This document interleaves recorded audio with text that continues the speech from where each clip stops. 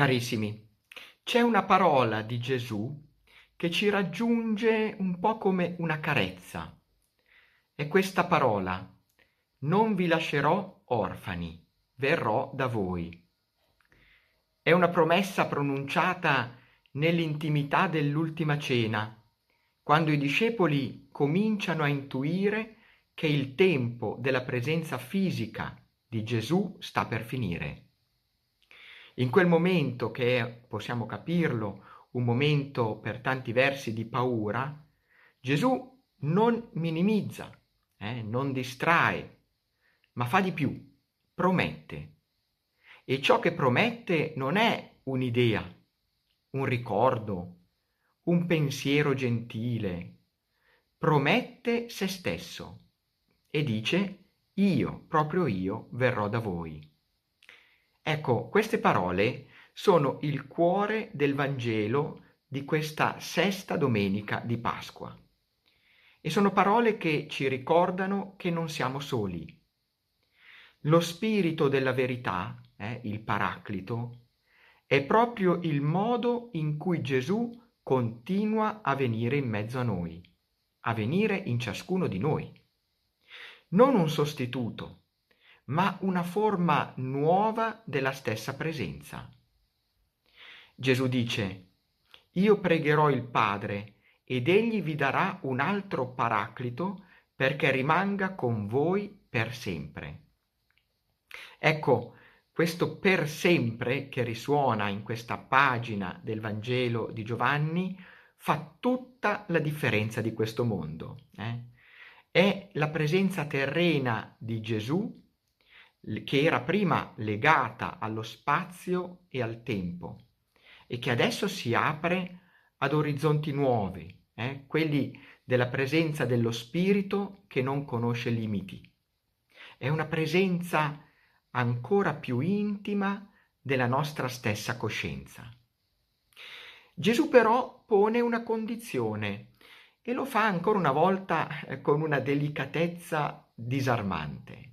Gesù dice: se mi amate, osserverete i miei comandamenti. Ecco, non dice se mi obbedite e neppure se mi temete. Dice se mi amate. Sì, perché tutto parte dall'amore e l'osservanza non è altro che il suo frutto naturale, la sua conseguenza naturale. Sì, non si tratta di uno sforzo volontaristico, ma di una conseguenza dello stesso aver conosciuto qualcuno che ci ha amato per primo e che continua ad amarci. I comandamenti di Gesù, in fondo, si riassumono, come sappiamo, in uno solo: amatevi come io vi ho amato. Chi ama così è già nella vita di Dio.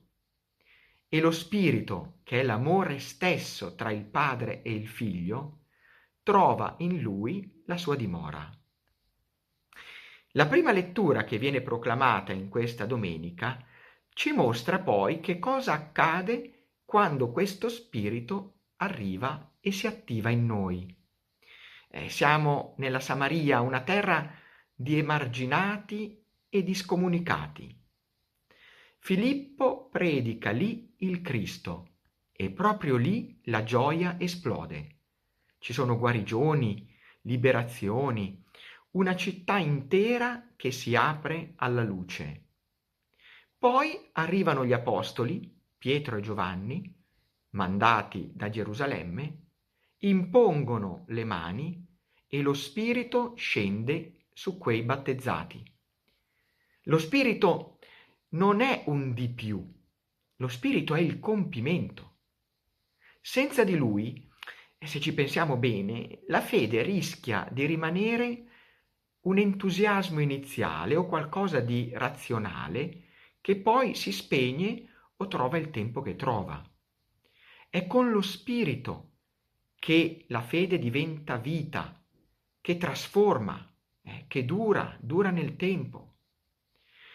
La gioia della Samaria ci dice che il Vangelo è davvero la bella notizia, non un codice morale, non il peso di alcune norme, ma è una liberazione. E lo Spirito è proprio colui che rende questa liberazione permanente nella linea della gioia e della gioia piena. Nella seconda lettura troviamo un passo attinto dalla prima lettera di Pietro. In questo passo ci viene ricordato che questa vita nello Spirito ha uno stile, ha un suo stile preciso. Pietro dice: adorate il Signore Cristo nei vostri cuori, pronti sempre a rispondere a chiunque vi domandi ragione della speranza che è in voi. Tuttavia questo sia fatto con dolcezza e rispetto. Bello questo, con dolcezza e rispetto. Ecco come si annuncia, ecco come si predica, come si testimonia. Non con l'aggressività di chi vuole avere ragione, ma con la serenità di chi ha trovato qualcosa di bello e lo vuole donare anche agli altri. La testimonianza cristiana non è un'argomentazione che deve portare a convincere, è una speranza da condividere. E la speranza si comunica più con la vita che con le parole, più con la qualità, potremmo dire, del nostro stare in mezzo agli altri che con i nostri discorsi. Come scrive Pietro, anche nel caso della sofferenza, il cristiano non reagisce con risentimento, perché sa che il Signore ha condiviso la stessa esperienza. E Pietro dice: messo a morte nel corpo, ma reso vivo nello spirito, e così è anche per noi. Nella pagina del Vangelo, è un passo ancora una volta attinto dal Vangelo di Giovanni, ci viene consegnato come un trittico luminoso. Questo trittico è composto da amore, spirito e presenza. Ci viene detto che se amiamo, ecco l'amore, riceviamo lo spirito. E se riceviamo lo spirito, non siamo più soli, non siamo più orfani. Gesù non ci ha lasciati soli. È venuto in un modo nuovo, più profondo, potremmo dire anche più vero e universale. E nel Vangelo si dice: in quel giorno voi saprete che io sono nel Padre mio e voi in me e io in voi. Ecco, questa inabitazione reciproca, io in voi in me, è il dono pasquale per eccellenza. Non è potremmo dire, un misticismo, qualcosa di elitario. È la vita quotidiana di chiunque cerchi di amare come Gesù ha amato.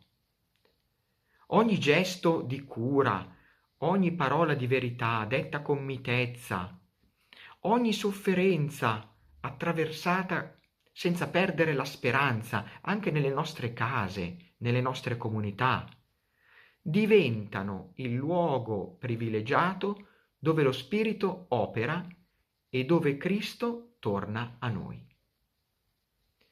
Ecco, allora chiediamo in questa domenica questa grazia della dolcezza, quella dolcezza che è consolatoria, che nasce non dalla debolezza, ma dalla certezza di essere amati, di essere custoditi e di essere abitati da Dio stesso.